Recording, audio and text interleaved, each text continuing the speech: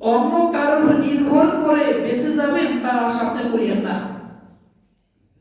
আপনি যে কারোর উপর নির্ভর করে বেঁচে যাবেন তার আশা আপনি করিয়েন না।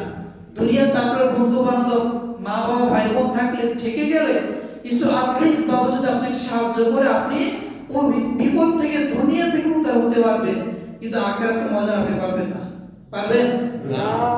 এই কথা আল্লাহ বলছেন। রব্বুল আলামিন বললেন কিয়ামতের ময়দানে কি পরিস্থিতি হবে শোনো। ইয়াউমা ইয়াকুমুর রূহু ওয়াল মালাইকাতু সাফফান লা ইয়াতাকাল্লামুনা ইল্লা মান আযিনা লাহুর রাহমানু ওয়া ক্বালা সাওয়াবা। ওই কিয়ামতের ময়দানে ফেরেশতারা সারিবদ্ধ হয়ে দাঁড়িয়ে থাকবেন। আল্লাহ রাব্বুল আলামিনের সামনে দাঁড়িয়ে তারা নিসমিন মাথা দিয়ে চুপ করে বসে থাকবেন, চুপ করে দাঁড়িয়ে থাকবেন। তারা কেউ কোনো কথা বলতে পারবে না।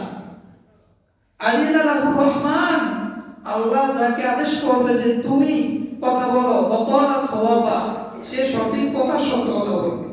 যেখানে ফেরেশতারা কোনো কথা বলার সাহস নাই, সাহস থাকবে না, ফেরেশতারা চুপচাপ করে দাঁড়িয়ে থাকবেন, সেখানে আপনি আমি কে?